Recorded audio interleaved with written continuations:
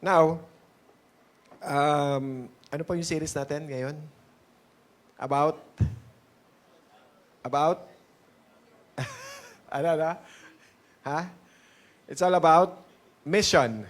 Okay, lahat po tayo may mission. Amen? Ang buhay po natin, punong-puno ng purpose at mission sa buhay.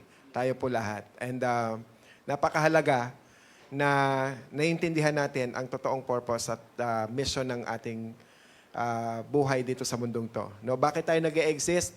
So ang Lord ang nagbigay ng pagpapala at biyayang buhay sa atin. So dapat at karapat-dapat lang na ibalik natin sa ating Panginoon. No? Today,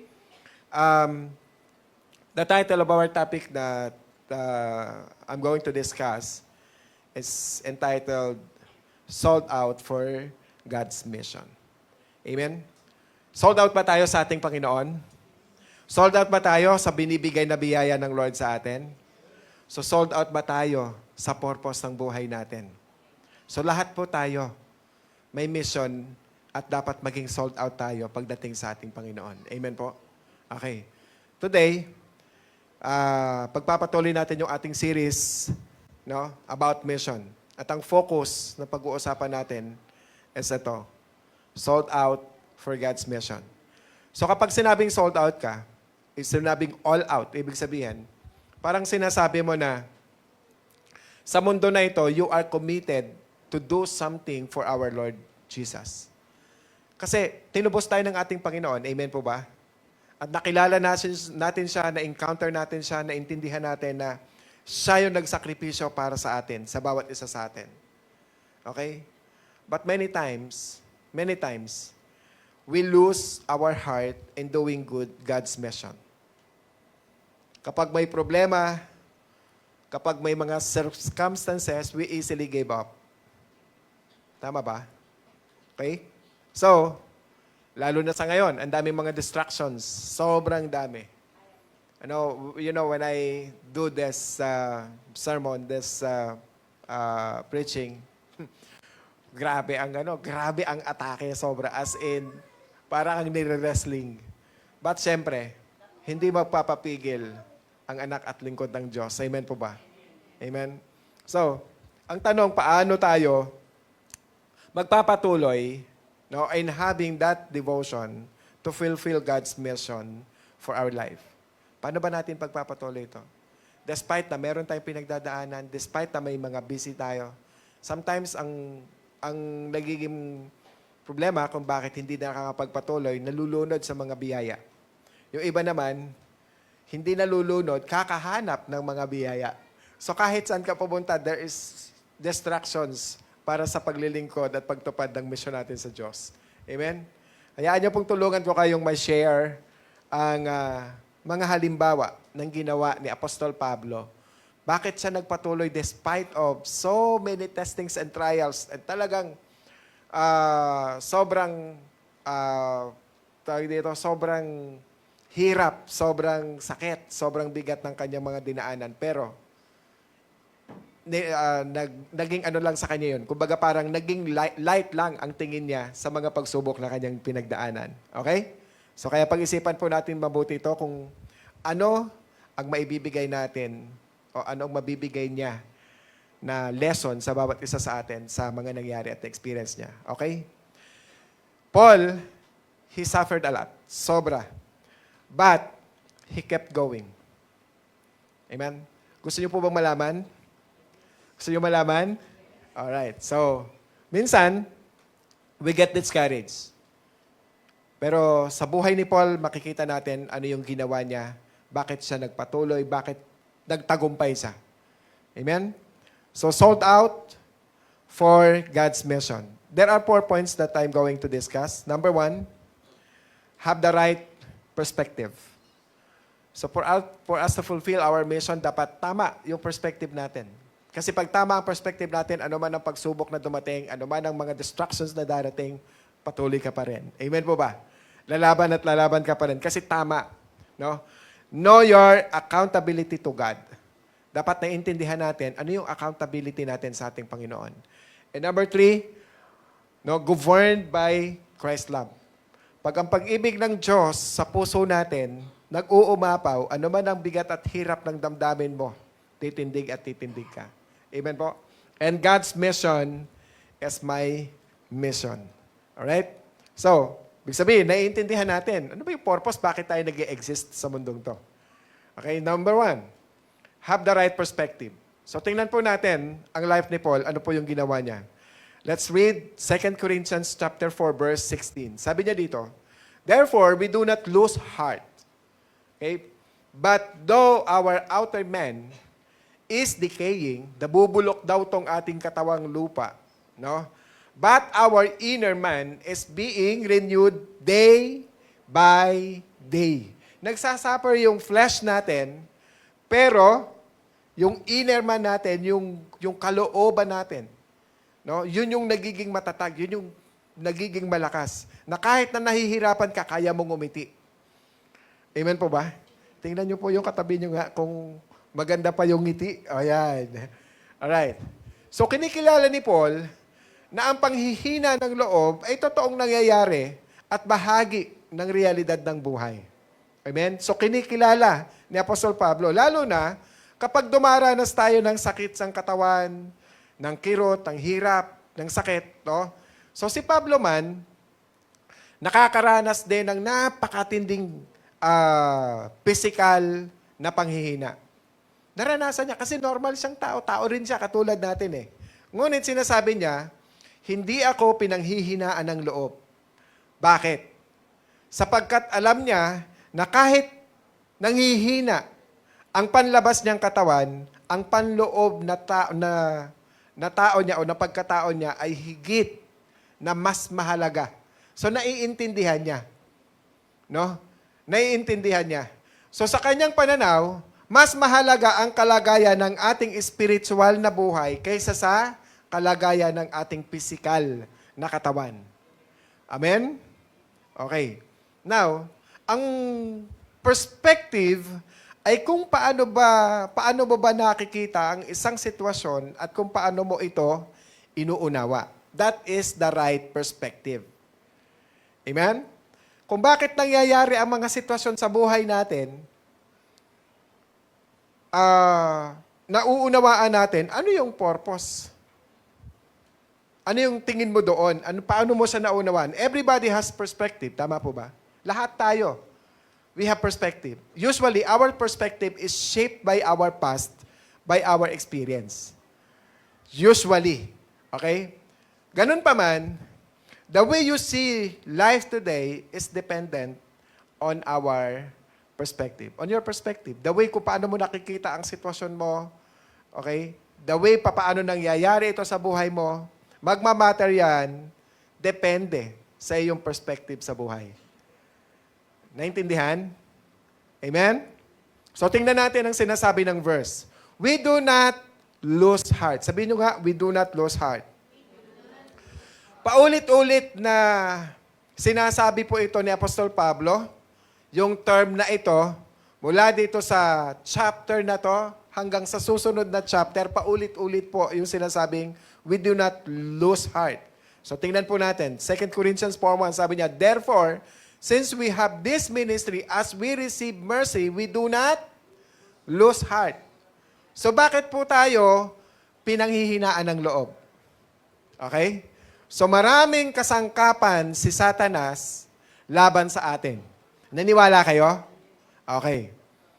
Ano ba yung mga kasangkapan niya? Pornography. To lust. Nanood ka. Okay? And then, you tempt to doing it. Temper.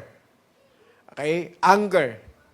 Pero yung most effective tools na ginagamit ni Satan sa atin, sa mga Kristiyano, yung tinatawag na discouragements. If we get easily discouraged, yun na. Bakit? Karamihang tao. Kahit Kristiyano, walang pinipili yan. Christians man o hindi Christians yan. Pag dumating ang discouragement, ang bilis tayong bumigay. Ang bilis nating maatake. Amen? So kung ano man ang problema natin ngayon, most important is you've got to have the right perspective. So napakahalaga na ang ating perspective ay naka-anchor doon sa Biblia. 2 Corinthians 4:17, sabi na dito, for momentary light affliction is producing for us an eternal weight of glory for beyond all comparison. So pansinin niyo po yung paano tiningnan, no, ni Apostol Pablo yung kapighatian. So sino sa atin dito ang may problema? Taas ang kamay. Amen. So marami. Yung iba nahiya lang magtaas ng kamay. Ako, nagtaas din ako ng kamay. Di ba? Meron din ako problema. Okay. Ngayon, meron po akong magandang balita sa inyo. Sabi ko, I have good news. Sabi niyo nga po, good news. Okay. Lahat tayo ay may pinagdadaanan. Lahat po tayo ay may problema. Pero, lahat po tayo may solusyon kapag tama po ang perspective natin. Amen? Now, ang tamang perspective ay hindi yung pagtatanggal sa realidad. Hindi yung pag-alis sa realidad. Hindi yung pag-iwas sa realidad. Bakit? Ito yung pagtingin sa problema sa realidad Ayon sa katotohanan ng Diyos.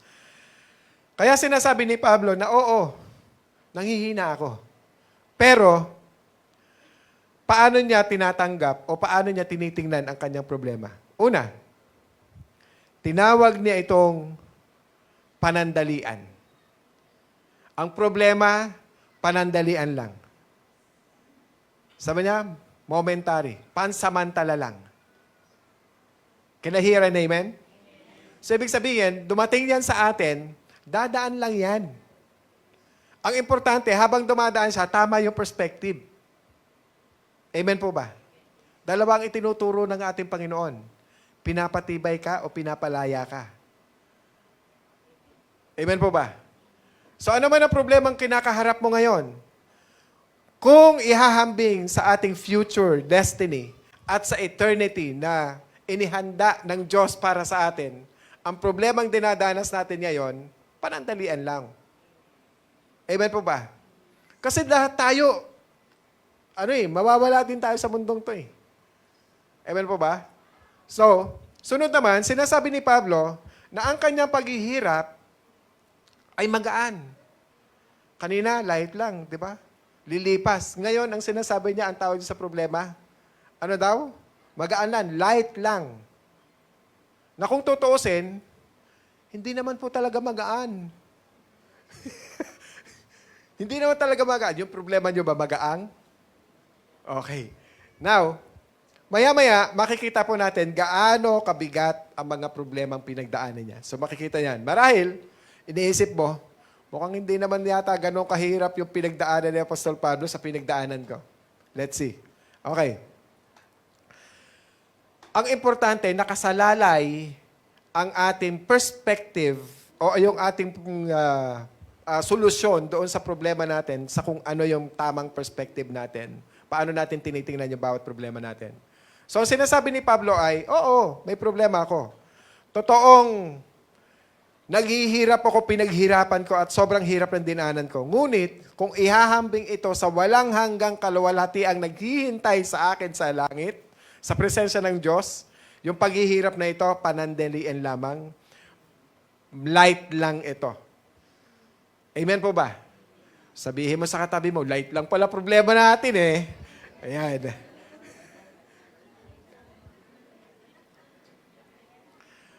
Now, susunod na sinasabi ni Pablo dito, ay ang mga paghihirap na ito ay gumagawa,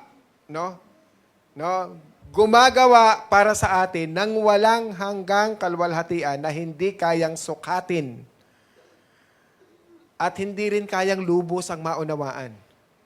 Okay? So sa madaling salita, ang problemang pinagdadaanan ngayon ay inihahanda. Tingin dapat natin is inihahanda ako ng Diyos at nagbubunga ng kaluwalhatian para sa atin. Amen po? So, ipinapahayag ni Pablo na ang bawat pagdurusa na ating tinitiis alang-alang sa Panginoon ay hindi kailanman mawawalan ng saysay. So, every battles na dinadaanan namin, hindi mawawala ng saysay. Bakit? Testimony yan. Amen po ba? Hindi ito masasayang. Sa halip ginagamit ito ng Diyos upang pagpalain tayo, upang hubugin ang ating pagkatao. Alright? patatagin ang ating pananampalataya at ihanda tayo sa mas dakila at walang hanggang kaluwalhati ang naghihintay sa atin. Purihin ang Diyos. Amen? So, maaaring itinatanong ninyo, Pastor, totoo bang naranasan ni Pablo ang lahat ng ganyang paghihirap o ganyang kalaking problema? Tingnan natin. 2 Corinthians 11:24-25. Okay? Tingnan nyo to. Gaano kahirap ang pinagdaanan ni Apostol Pablo? Sabi niya, I receive 5 times, no? And 39 lashes. Can you just imagine? Ano yung ibig sabihin niyan? Ayon sa Hudyo, 39 lashes, ang hagupit o latigo na ginamit sa kanya, meron siyang nakaganon, yung parang ginamit kay Jesus. Meron siyang kawit, na kapag hinagupit ka sa likod, nadadala yung laman at nadadala yung balat. Nakikita yung, yung fishbone. Ganon, 39 lashes. Kasi pag mabot ng 40, kamatayan niya na yon. At kung titingnan mo, pag tinignan mo yung likod niya, kita mo yung lahat ng marka doon sa likod niya. Yung pinagtanggalan ng laman at pinagtanggalan ng balat. You can just imagine, kuso karni na yung kanyang balat. Kung ano yung ginawa kay Jesus, yun yung nangyari sa kanya. Ano pa? 3 times beaten with rods. Ito yung parang tungkod, yung kahoy, na, 3 times hinagupit sa noon. 1 time, binato siya ng bato at iniwan siya, patay na. Okay? Ano pa? 3 times na shipwreck, ibig sabihin, 3 times siya lubog at lutang doon sa gitna ng laot ng dagat. 24 hours. Araw at gabi. Amen? So tanong, mahirap ba yung kanyang pinagdaanan? Light lang daw yon, sabi ni Apostol Pablo. So, hindi minamaliit ni Apostol Pablo ang paghihirap na ginagawa o nararanasan natin. Amen po ba? Ngunit, ilan sa atin ang makapagsasabing ang ating mga pagdurusa ay pwedeng ihambing sa mga pinagdaanan ni Apostol Pablo? Wala, di ba? So, hindi pa tayo umabot sa ganun. Amen po ba? So, ibig sabihin, napakalaki ng pag-asang binibigay ng Diyos sa bawat isa sa atin. Amen? Come on, palakpakan natin ang ating Panginoon. So, kapatid, kung iniisip mong hindi na unawaan ni Apostol Pablo yung sufferings, no, that na pinagdaanan natin, we are completely wrong. Amen? Yun yung pinakamahirap na eh. Hindi pa tayo umaabot sa ganong torture na nangyari sa kanya. Unawain niyo po mabuti ito. As Christians, hindi po tayo dapat na maging bulag sa katotohanan na kapag tayo ay sumusunod sa ating Panginoong Hesus, makakaranas po tayo ng iba't ibang mga pagsubok. Hindi po tayo libre. Amen po. Okay? Hindi po tayo libre. Darating at darating yan, unexpected yan. Wala pong season yan. Amen? Bakit? Lalo na Christian ka, target ka ng enemy. Amen po ba? What are the most important thing? Alam mo yung weapon na pinanghahawakan mo. Amen po? So, maraming hindi naunawaan ang theology ng suffering. Kung ang perspective mo ay inihahanda ka ng Diyos para sa buhay na walang hanggan, mauunawaan mo ang lahat ng mga dinadaanan mong pain and sufferings, lahat ng mga problems, nauunawaan mo yan. At magaan mo siyang dinadala. Dahil bahagi ito ng paghubog ng Diyos sa ating buhay. Amen? So that's our perspective. So kaya para sa perspective ni Paul, when it comes to suffering for the Lord, it's okay. Sabi niya, it's light. Bakit? Ang pinaghahandaan niya yung para sa kabilang buhay, yung eternal life. Eternity. Amen?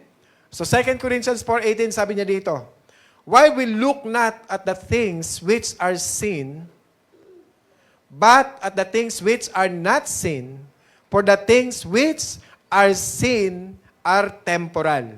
For the things which are not seen are eternal. Yung lahat ng nakikita natin dito, pansamantala lamang. Pero yung hindi natin nakikita, that is eternal. So ngayon, naunawaan nyo? Dahil most of us, nakapokus ang tingin natin sa mga pansamantalang nakikita ng ating mga mata. Nararamdaman natin. Amen po ba? Amen po ba?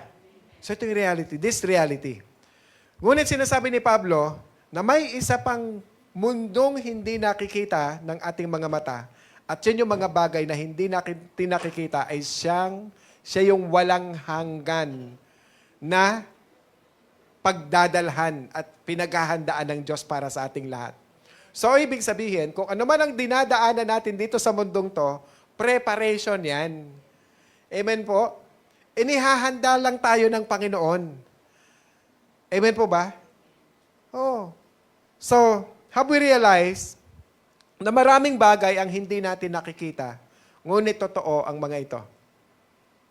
Okay? Katulad ng limbawa, hindi natin nakikita ang buong saklaw ng liwanag, pero ito'y totoo. Tama po. Pag lumabas ka, kita mo. Kung ano lang yung nakikita ng mata mo, doon lang siya. Pero yung liwanag hanggang mas malayo pa. Amen? Now, hindi rin natin nakikita yung spiritual na daigdig. Ngunit ito ay totoo, which is the eternal life. So kaya, ang pananaw o ang perspective mo sa buhay ay makakaapekto sa quality ng iyong mga desisyon at pagpili bilang isang Kristiyano. So magmamatter yan sa iyong perspective. So tingnan nyo po yung mangyari, ang kanyang perspective when it comes to dying. Yung pagkamatay. 2 Corinthians 5, 1-2, sabi niya, "For we know that if the earthly tent, which is our house, is torn down, okay, and have a building from God, and a house not made with hands, eternal in the heavens." So, dinidescribe dito ni Paul na ang ating physical life or yung body natin, katulad lamang daw ito ng tent, isang tent. Okay? You know yung tent? Alam niyo yung tent? So, yung tent is something temporal. Ang sabi ni Paul, isang araw, mawawala rin yung tent na yan. So, this body is temporal. It's just like a tent. Isang araw, mamamatay tayo, mawawala tong body na to. Babalik yan sa lupa. Okay? Pero ang sabi ni Paul dito, isang araw, mawala man tong tent na to, papalitan ito. Hindi sa isang tent, but something glorious body from God. Glorified body ang ipapalit ng Diyos sa body natin na to. Amen? Pero itong body na to, very tempting to. Tama po? Ang daming hinihingi nito para tayo ay ilayo sa Diyos. Tama po ba? Tinawag niya itong isang tahanang mula sa Diyos, isang buhay na hindi ginawa ng kamay ng tao. Yun yung kapalit ng tent na to kapag nawala na ito sa atin. Yung ating buhay, yung spirit natin, umalis na dito sa ating katawan. So sinasabi sa atin ng Diyos, na darating ang araw, nabibigyan niya tayo ng katawang walang sakit. Hindi ka na magkakasakit. Hindi ka na makakaramdam ng kahit anong hirap. Wala ng pagkalungkot at wala ng pagkabulok. Katawang walang kamatayan because there is the supernatural body na binigay ng Diyos sa atin. Alright? So in verse 2, "For indeed, in this house, we groan." Ano yung sabihin dito? Nanghihina tayo, nasasaktan tayo, naghihirap tayo, longing to be clothed with our dwelling from heaven. Now, minsan, mas mahal natin ang mundo kaysa sa Panginoon. Mas mahal natin ang kinreate ng Panginoon kaysa sa Kanya. Kaysa nag-create ng mundong ating ginagalawan. Tama ba? O material things. Walang masama dyan. No? Walang masama dyan. But, we fail to realize that God had prepared something better for each and everyone in His presence. Amen? 2 Corinthians 5, 3-4, sabi niya, "Inasmuch as we, having put it on, will not be found naked.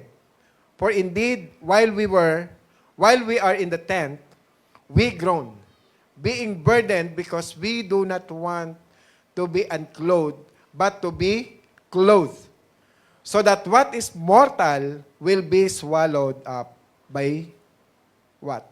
Life. So during this time, si Apostle Paul, ang philosophy niya dito simple lang. Ang katawan daw natin,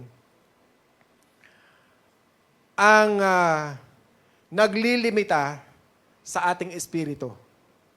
Yung katawan natin. Alright? Kasi nga, ang hanap ng katawan natin, yung mga bagay dito sa mundo, pangsamantala lamang eh.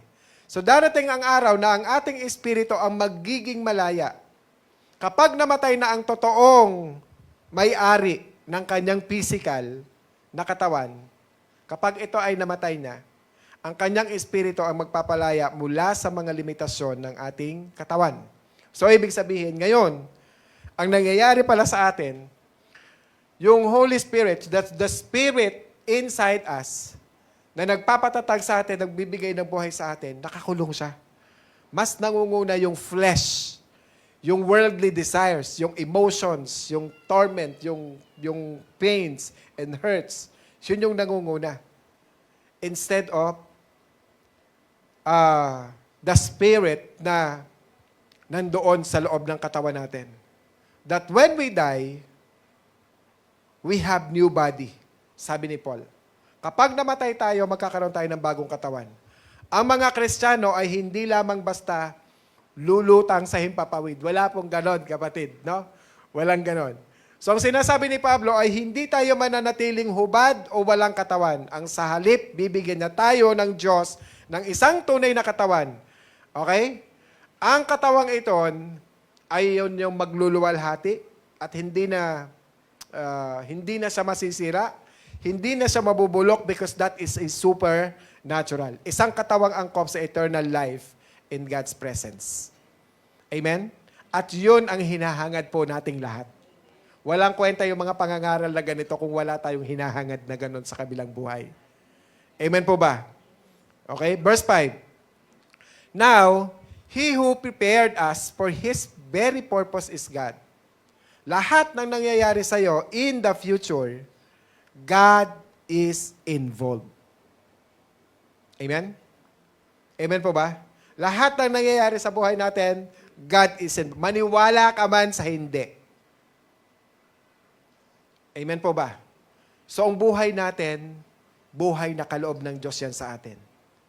Right? Who gave to us the Spirit as a pledge. Ano yun? Bakit? Unawain niyo po mabuti ito. Bakit binanggit po ni Apostle Pablo dito yung banal na Espiritu sa talatang ito? Because the Holy Spirit is our guarantee. Yan ang promise ng ating Panginoon sa atin. Yan yung selyo ng Diyos sa atin. Yan yung guide natin, yan yung mentor natin, yan yung nagtuturo sa atin, yan yung power and authority na meron tayo. Yung Holy Spirit. Garantiya yan ng ating Panginoon. Ibinigay ko sa inyo ang banal na Espiritu bilang paunang kabayaran o down payment ng lahat, no? Ng lahat ng mga mana na tinanggap ninyo in the future. Amen? May partial na binigay na sa atin, which is the Holy Spirit, yan yung nasa atin ngayon. Amen? Do you believe in the Holy Spirit? Do you worship God through the power of the Holy Spirit? Amen. Siya yung nag-heal sa atin. Siya yung power and authority na meron po tayo. Siya yung nag-mentor sa atin. Siya yung nagpapaalala, nagre-remind sa atin. Siya yung nagbibigay ng conviction sa atin. Amen po ba? And the Holy Spirit, no? Now, when you feel down, yung power ng Holy Spirit, yan yung magpapaangat sa'yo. When you discourage, the Holy Spirit tells you, I'm in control. Amen po ba? Tingnan natin. Verse 6, sabi niya, therefore, conclusion, through the power of the Holy Spirit, being always of good courage, don't lose heart. Huwag kang panghinaan. And knowing that while we are at home in the body, we are absent from the Lord. So habang tayo ay nasa katawang ito, hindi po natin lubusang nararanasan ang mismong pisikal na presensya ng Diyos.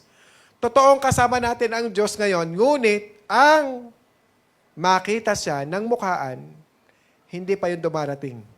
Darating pa lang yun kapag nagpalit na yung body natin into eternal body. Amen? Yun yung darating. Kaya dapat clear sa bawat isa sa atin. Hindi ang buhay na to sa mundo. Kaya kung mamahalin mo yung pera, material na mga bagay, kapatid, walang kwenta yan. Hindi ko sinabing masama ang magkaroon ng maraming pera o maraming kayamanan din sa mundo. Pero kung yan yung magiging dahilan para maglayo sa'yo sa Diyos, kapatid, bitawan mo na lang yan. Amen? Dahil walang hanggang kaligayahan ang kayang ibigay ng Diyos doon sa eternal life na inihanda niya sa atin. Darating din yun. Darating din yun na makikita natin ang mukha ng ating Panginoon, pero hindi pa ngayon. Amen? Amen po ba? Now, verse 7, sabi niya, "For we walk by faith, not by sight." Marami sa atin, walk by sight. Amen po ba? Yan yun, marami sa atin. Based on feelings. We judge things based on our 5 senses. Yung mga sinasabi sa'yo ng 5 senses natin. Meron tayong gut feeling. May initial judgment po tayo kaagad sa isang bagay. But we need to walk by faith, not by sight. God is asking you to put your faith in His Word. God is saying, you need to set aside your emotions. You know, pag emotional ang tao, hindi madalas nakakasolve lang kagad na mabilis sa problema. Bagkus lumalaki lalo ang problema pag emotional po tayo. Because many times, our emotions are not correct. Agree? Amen. So kaya sabi ni Paul, we walk by faith, not by sight. Verse 8. We are of good courage. Do not lose heart. Why? I say and prefer rather to be absent from the body and to be at home with the Lord. Ang sabi ng Bible sa atin, in terms of doctrine, no, sa mismong araw ng ating kamatayan, sa isang kisap mata, uuwi tayo sa piling ng ating Panginoon. Ganun na lang yung buhay natin. Amen po ba? Importante, handa tayo. Kaya hindi totoo ang purgatory. Wala pong purgatory, hindi po totoo yung purgatory. Ang sinasabi ng Bible tungkol dyan, ito. Sabi niya, absent from the body is what? Present with the Lord. Is it good news? Amen. Is that the right perspective? Amen. So wag kang matakot mamatay, kapatid. Pero wag mo naman sabihin sa kanilang patayin ka agad. Amen? Okay? So mabuhay man o mamatay, ayos lang. Amen po ba? Dahil pareho, mabuhay o mamatay, pareho po itong mabuti. Pero wag mo sasabihin na patayin ka kaagad. Wag naman. Okay?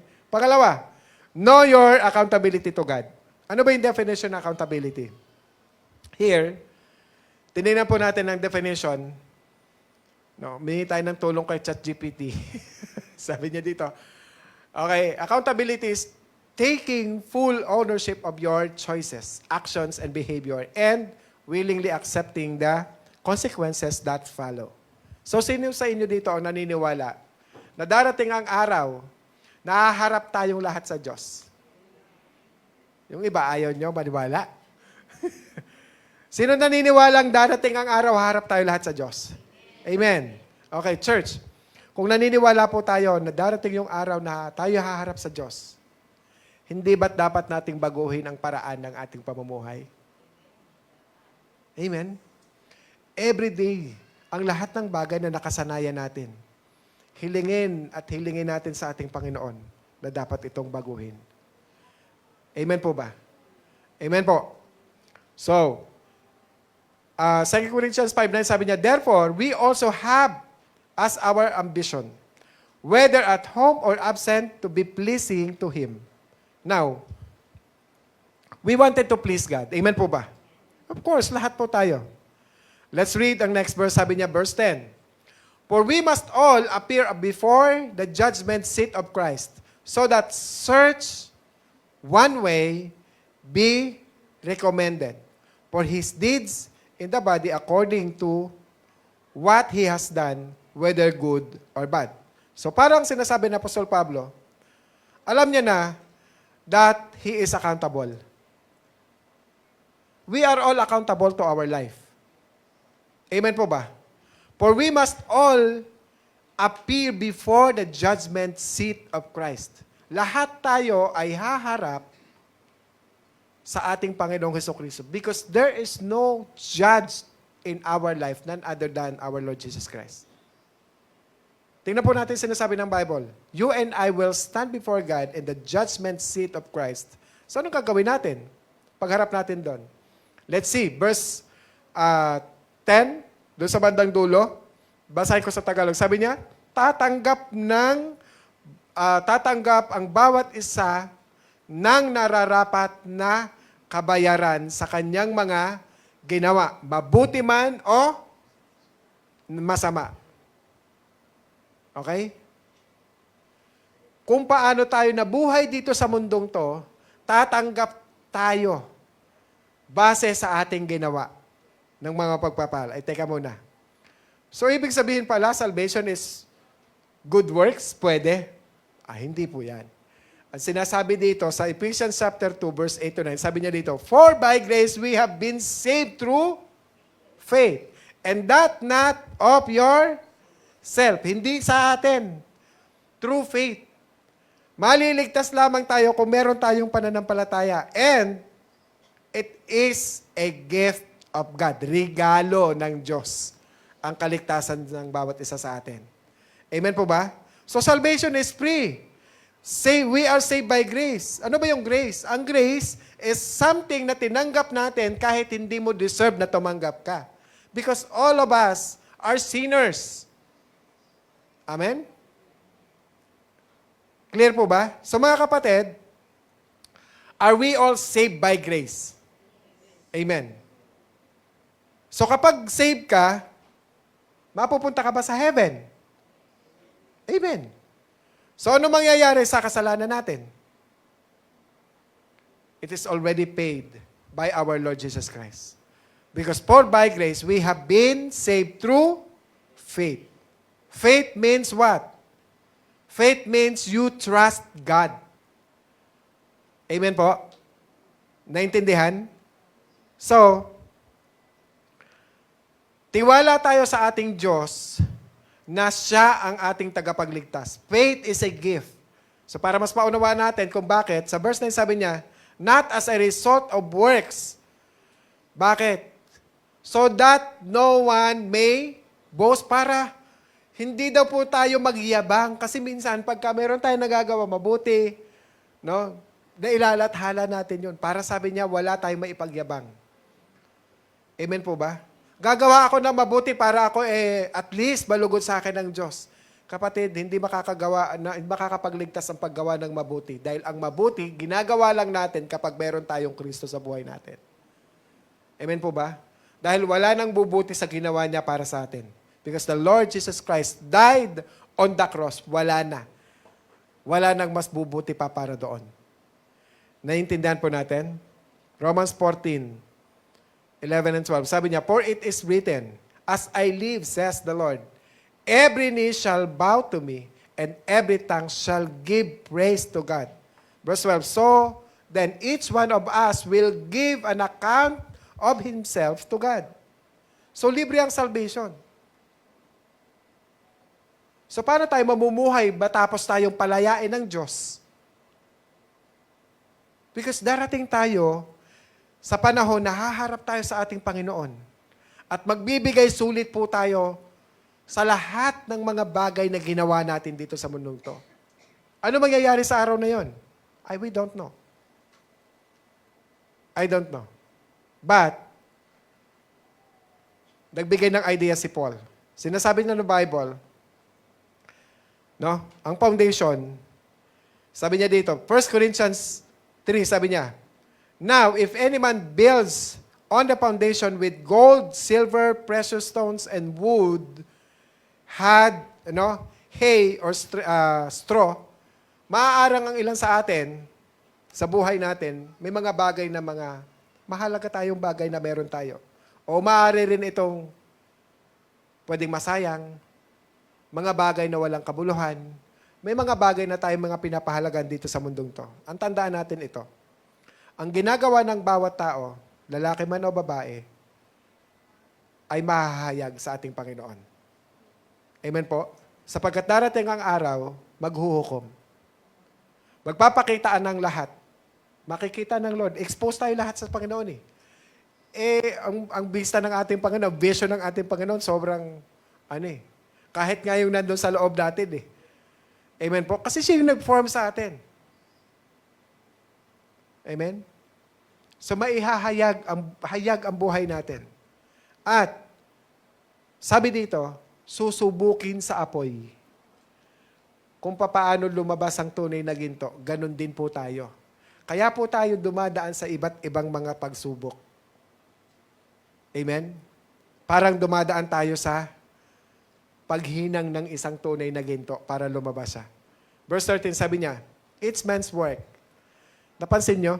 Ang sabi niya, it's man, it's women.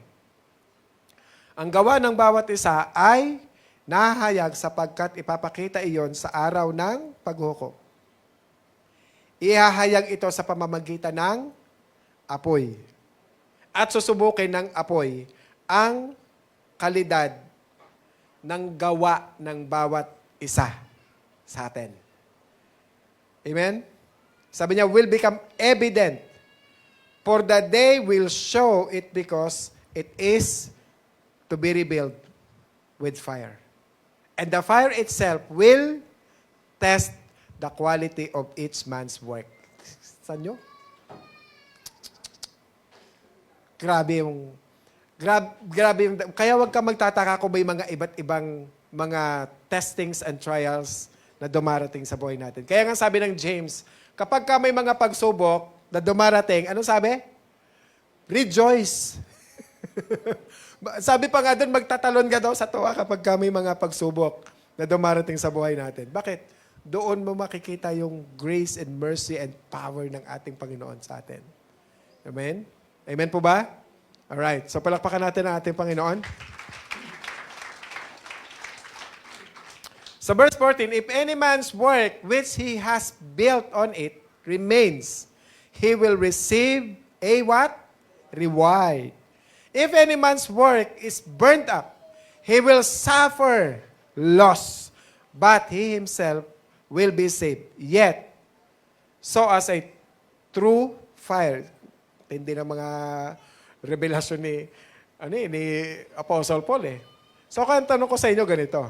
Balang araw, kapag humarap po tayo sa ating Panginoong Diyos, may maipapakita po ba tayo sa Kanya na bunga ng ating mga nagawa? Tayo lang po makakasagot niyan. Kung meron o wala. Amen po? Paano kung ang lahat ng iyong pinaghihirapan dito sa mundong to, lahat masunog? Ano ipapakita natin sa Panginoon? So, ang lahat ng bagay na naipundar natin, kung lahat ng yan ay para sa mundong to lang yan at nasunog, paano? Ano ipipresent natin sa Lord? Mga kapatid, kailangan natin gumawa ng isang mga bagay, ng isang desisyon. Ibibigay mo ba yung buhang buhay mo na itinakda ng Diyos para sa'yo? Para maging sold out ka for God's mission? Are you willing to give up your life? Are you willing to give up things in your life na pinanghahawakan mo?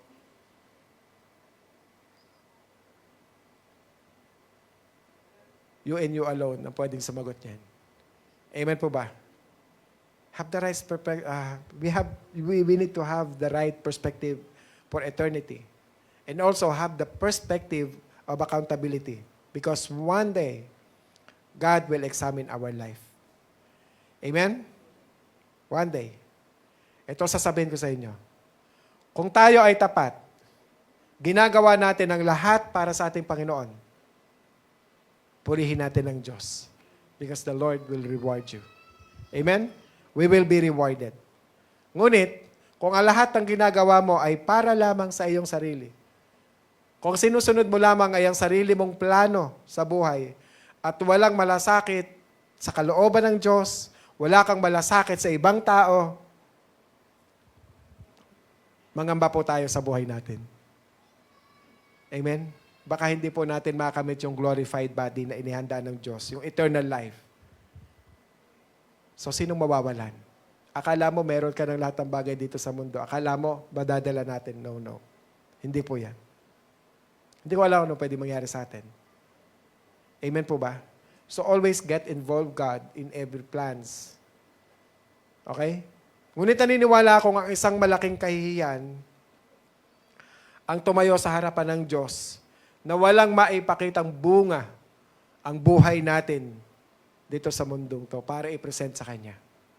Yun yung malaking kahihiyan natin. Amen po ba? But I think it would be shame sa ating Panginoon. Posibleng ligtas kay Kristo, ngunit yung masayang buhay mo, hindi mo ito maipapamuhay para sa Kanya. Okay? Number 3, governed by Christ's love. Paano to? Verse 14, sabi niya, for the love of Christ controls us, having concluded this, that one died for all, therefore all died. And He died for all, so that they who live might no longer live for themselves, but for Him who died and rose again on their behalf. So alam ba ninyo, yung sinasabi ni Paul dito, pag ang pag-ibig daw ni Kristo ang siyang kumokontrol sa aking buhay, sa iyong buhay, kaibigan, ano ba yung nagtutulak sa'yo? Pag-ibig ba? O tungkulin lamang? Kung ginagawa ba natin ito para kay Kristo, ano yung nagtutulak sa atin? Pag-ibig ba galing kay Kristo? Or tungkulin lamang? Kaya pa sabihin ko sa'yo, pag ginagawa po natin ang lahat ng responsibility, if you're doing ministry, if you're doing things for the Lord, dahil responsibility ko to, kapatid, burnout ang aabutin natin dito. Amen po ba? Pero kung ginagawa natin ito out of love, definitely, kahit anuman ang hirap at bigat, kahit magkabila ka ay upakan ka ni Satan, masaya kang ginagawa ang tungkulin mo. Amen po ba? Dahil nandun ang pag-ibig ng Diyos para sa'yo. Amen po? Hindi ka mapapagod dahil alam mo ang eternal life na inihanda ng Diyos para sa atin. Amen po? Amen po ba? I hope and I pray that each and everyone will be blessed by the Word of God. So napakahalaga ng pag-ibig. Dahil ito ang nagiging motivation mo upang gawin mo ang nais ng Diyos para sa iyong buhay. Ngayon, ano po ginawa ng Diyos kay Pedro? Si Pedro, lalala niyo si Peter? Si Peter, 3 beses po siyang tinanong. Anong tanong ni Jesus kay Peter? Nung kumakain sila, tinanong siya, Simon, Peter, do you love me? Ilang beses? 3 beses. So si Peter, sumakit na yung damdamin niya. Grabe ka naman, Lord. Paulit-ulit naman yung tanong mo. So pag-isipan niyo to. Minsan sinasabi natin, Lord, I love you. But deep inside, hindi naman ramdam ni Lord, totoong mahal natin siya eh. Ako nga, nagigilty rin ako dyan eh. Amen po ba? John 21, sabi niya 15, sabi niya, when they had finished breakfast, Jesus said to Simon Peter, Simon, son of John, do you love me more than this? Sabi niya, he said to him, yes, Lord. You know that I love you. And he said to him, tend my lambs. Verse 16. He said to him again, the second time, Simon, son of John, do you love me? He said to him, yes, Lord. You know that I love you. He said to him, ano sabi? Shepherd my sheep. Una, tend. Ngayon, shepherd. And he said to him again in verse 17, at the third time, Simon, son of John, do you love me? Peter was grieved, sumama na loob, because of what he said to him. On the third time, do you love me? And he said to him, Lord, you know all things. Nainis na siya. You know all things, that I love you. Jesus said, what will you do to him? Tend my sheep. Church, do you love Jesus? Ang hina naman. Do you love Jesus?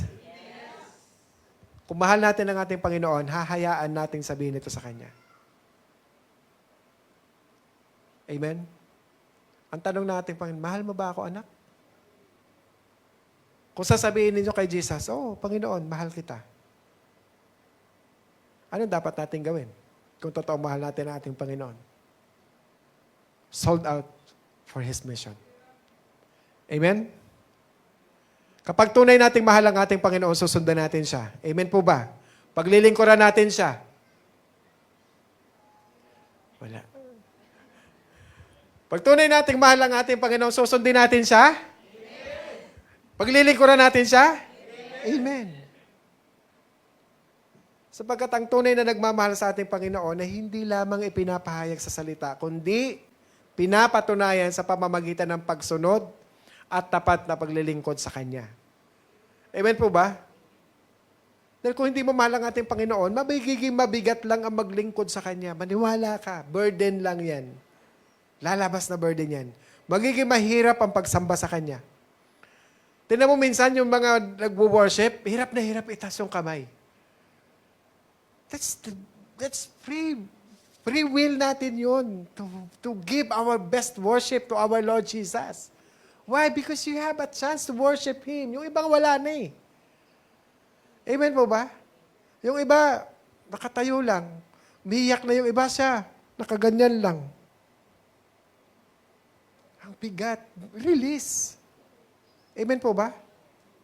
But if you have Jesus as He loves you, sabi niya, as He loves you, sold out ka for God's mission. How do you love Jesus? How do you love Jesus? Amen? Do what He wants you to do. Go wherever you want you to go. Amen? 1 John 4:19 sabi niya, we love Jesus because He first loved us. Amen? Kaya pagsunod sa ating Panginoon, hindi ka mag-iinimay mo. Susunod, hindi. Susunod, hindi. We follow. Mahirap talaga sumunod kapag kakatotohanan. Katotohanan niya, mahirap tanggapin eh. Pero tinitiyak ko, ang pagsunod sa ating Panginoon, reward ang tatanggapin natin. Peace ang tatanggapin natin. Joy ang tatanggapin natin. Amen po ba? Kapag tunay na mahal natin si God, makikita yan sa paraan ng ating buhay. Amen? Kapag tunay natin na mahal ang ating Panginoon, hindi mo sinisigawan ng asawa mo, hindi mo sinisigawan ng anak mo, hindi mo sinisisi kung sino-sino, kung ano yung nangyayari sa buhay mo. Amen po ba? Yan yung bunga ng nagmamahal sa ating Panginoon. Hindi tayo magiging marahas, mga bagsalita, kumilos, hindi magiging magaspang ang ating mga ugali kapag tunay na mahal natin ang ating Panginoon. Amen po ba? You know what, sometimes, Christians, so many years, Christians, pero yung nakaugalian, ang hirap matanggal. Yung sigawan, yung sikmatan, dabogan, amen? 2 Corinthians 5:20 sabi niya, therefore, we are ambassadors for Christ, as though God were making an appeal through us. And we beg you, on behalf of Christ, be reconciled to God. Ito, napakaganda ng kahulugan nito. Ano sinasabi? Tayo daw ay ambassador ng ating Panginoon. Pag sinabing ambassador, ambassador, di ba may mga bansa natin, may different ambassadors in different countries. Tama po ba? Kung ano ang authority na meron ang presidente, yun yung authority na meron doon sa ambassador na yun. Doon sa bansa na yun. Siya may authority doon. So, ibig sabihin, siya yung mouthpiece ng bansang Pilipinas para sa iba't ibang bansa kung saan sila nandun. Tayo, kapatid, ang mouthpiece ng ating Panginoon dito sa mundong tong ating ginagalawan. Amen po ba? Kaya dapat nakikita sa atin yung manifestation ng pagiging tunay na buhay na Kristiyano. Alive ang pagiging Kristiyano natin. Amen po ba? So bilang mga mananampalataya, tayo ay mga ambassador ni Kristo na ibig sabihin, tayo ang kanyang kinatawan dito sa mundong ito. Kinahiran, amen? Amen. Kung ikaw pa lang ang Christian doon sa loob ng bahay mo, ikaw ang ambassador ni Lord doon. Ikaw ang boses ng Panginoon doon sa bahay na yon. Amen po ba? We are the mouthpiece of the President. None other than our Lord Jesus Christ. So naman ang nais ng ating Pangulo, yun yung kanyang mission. Yun yung kanyang gagampanan. Yun po yung gagawin po natin. Naintindihan? Kaibigan, ikaw at ako ay ambassador ng ating Panginoon Kristo. Amen po?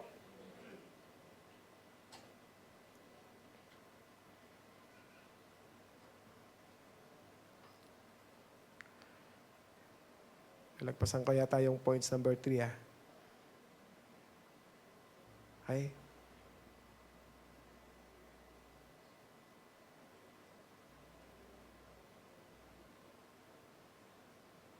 Praise God.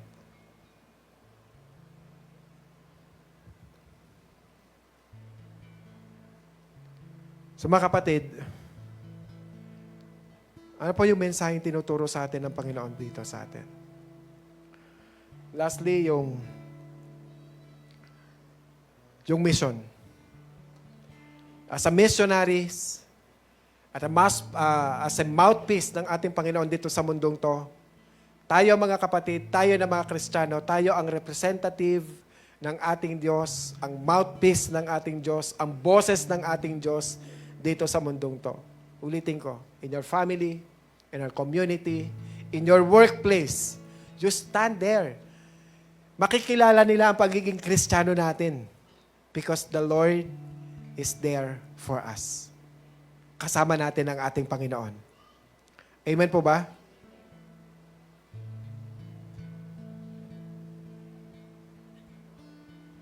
Hindi po pwede, kapatid, na iba sa atin, okay, we're trying to do 10 commandments, susunod ako. Okay na sa akin yung masunod ko yung 10 commandments. Kapatid, di na magliligtas yung pagsunod sa 10 commandments eh. Trying to serve God, trying to be righteous, make it even, hindi, kapatid. Ito yung ano eh. Ang magbibigay sa atin ng karapatang makapasok sa langit,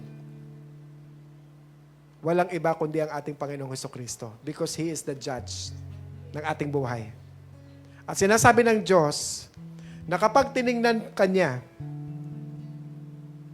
nakikita Niya ang katuwiran ni Kristo bilang anak at tagasunod Niya sa buhay natin.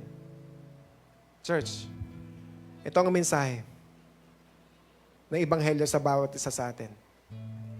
Ipahayag ang salita ng Diyos sa buong mundo na ginagalawan natin. Yan ang Ebanghelyo at bilin ng ating Panginoon sa atin. Ano mensahe?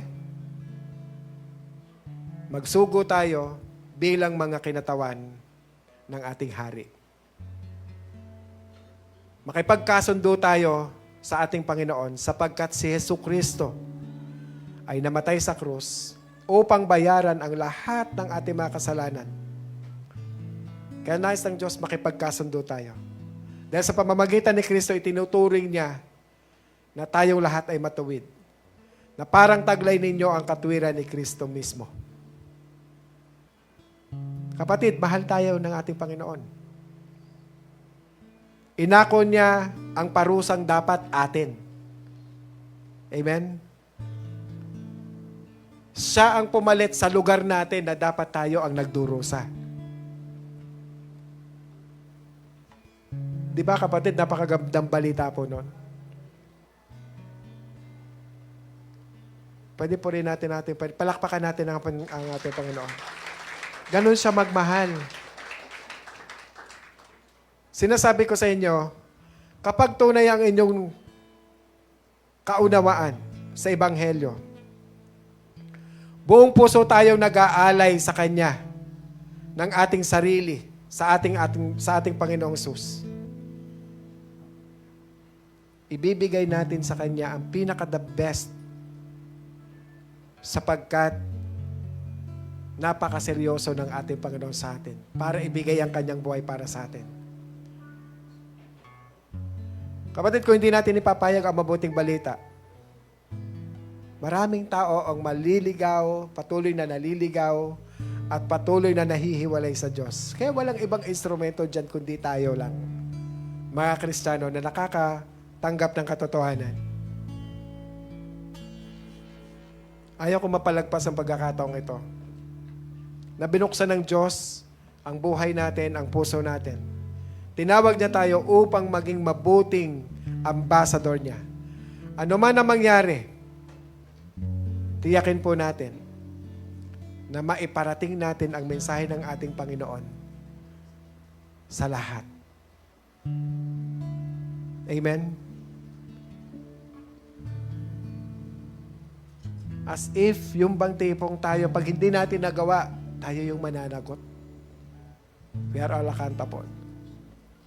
Ayaw kung dumating ang araw na haharap po tayo, mga kapatid, sa ating Panginoon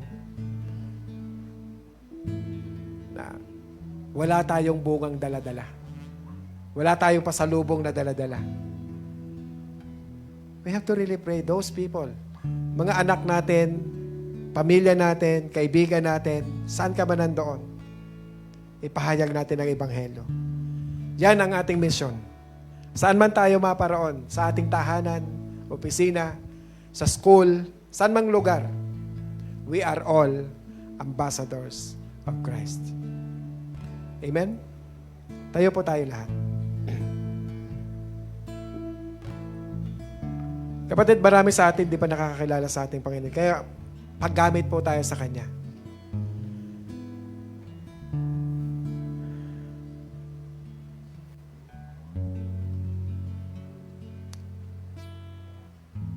Tanong ko sa inyo, kayo po ba nakipagkasundo na sa ating Panginoon? Nagagawin po natin ang lahat, masunod lamang po ang kalooban niya sa buhay natin. Kung hindi pa, at hindi mo totally, completely na isusuko ang iyong buhay sa ating Panginoon, this is the right time for you to completely surrender your life to Him.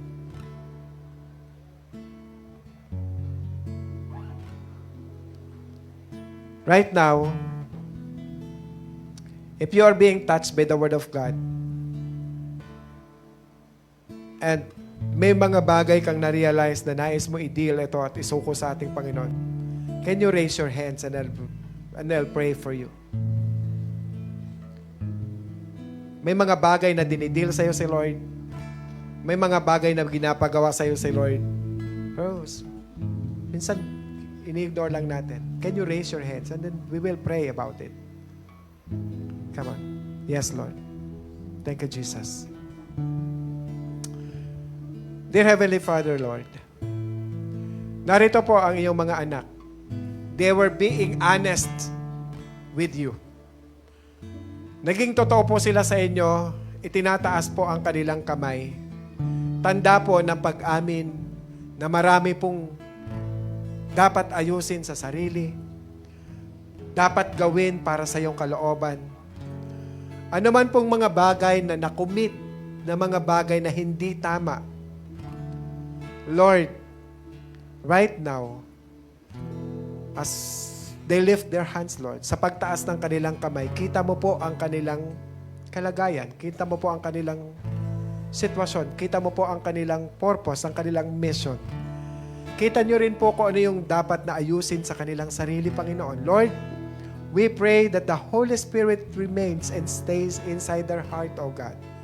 We ask your Holy Spirit power, Lord God, to remove all those things, Lord, na nagbabother sa kanila, nagdidistract sa kanila, na nagpapatigas ng kanilang puso. In the name of Jesus, O Lord God, right now, all the lies of the enemy, Lord, sinasawata po namin ito, winawasak po namin ito, that from now on, all the Spirit of truth, Lord God, yung kanilang marireceive, they know how to fight the battles, O Lord God. Because the battles is not theirs. It's yours, Lord, O God. And we ask your Holy Spirit, Lord, to manifest, Lord, sa buhay nila, sa kanilang mind, maging tama yung kanilang perspective, at maging accountable sa lahat ng kanilang mga decisions, Panginoon. And Lord, yung pag-ibig mo ang mag-saturate sa kanilang puso, Panginoon. Lahat ng nagpaparumi sa kanilang puso right now, Lord, cleanse them in the mighty name of your Son, Jesus Christ. All those hurts and pains, Lord, in Jesus' name, you set each and every one free in the name of Jesus, O Lord God. And Lord, from now on, let them respond and do the task, Lord, that you want them to do their mission. Our mission. Your mission is our mission, Lord God.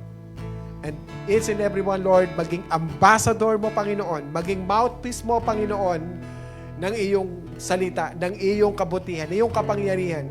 At lahat kami, Panginoon, maging testimony kami, yung buhay namin, sa lahat ng mga mahal namin sa buhay, sa lahat ng mga tao, kung saan kami lumalakad, nakakarating, nakakakita ng mga taong nangangailangan ng kaligtasan. Lord, let our life, Lord, itali mo po sa aming puso at isipan, Panginoon, that we are all ambassadors of our King of Kings and the Lord of Lords, our Jesus, our Savior. And if you are coming here for the first time, sundan mo tong panalangin ito and let's declare the Lord Jesus Christ died for you. And this Lord Jesus na namatay sa krus, niligtas niya tayo. Niligtas ka niya. Sundan mo tong panalangin na to and i-declare mo that He is God. He is Lord of yours. Sundan mo tong panalangin na to. Panginoong Jesus, maraming salamat dahil naunawaan ko na Ikaw ay namatay para sa akin. Ang sakripisyong ginawa mo sa akin, Panginoon, ay naunawaan ko. Patawarin niyo ako, Lord, sa lahat ng aking kasalanan. Mula ngayon, tinatanggap kita bilang Panginoon at tagapagligtas.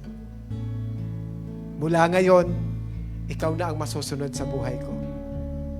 Inaamin ko, marami akong nagawang kasalanan, mga pagkakamali sa buhay, mga desisyong ako lang ang may gawa. But from now on, lahat ng aking gagawin, lahat ng aking didesisyonan, ay aking pong isasangguni sa iyo. Dahil ikaw na ang aking Diyos at Panginoon ng aking buhay. Salamat, Panginoon. Mula ngayon, palayain mo ako sa lahat ng mga kasalanan, sa lahat ng mga bondages. Sa pangalan ni Jesus, amen and amen. God bless everyone. You're invited. Every Sunday is an opportunity to encounter God's presence. Join us for worship, the Word, and fellowship. That's 10 a.m. here in our sanctuary. Don't forget to bring your family or friends. Let's gather every Mondays, Wednesdays, and Fridays and pray together. You can join via Zoom every 5 a.m. You can reach out to Brother Nemar or Sister Bing for your prayer requests. We strongly believe that God hears our prayers, and we also gather together as a whole congregation every first Friday of every month to pray for our church, nation, and the like. That's 8 to 9 p.m. here in our sanctuary. Want to be part of a circle who will pray for you as you do life together? Be part of an accountability group today. A safe space to share, learn, and strengthen your walk with God. Feel free to reach out to Kuya Jong and Gladys if you are interested.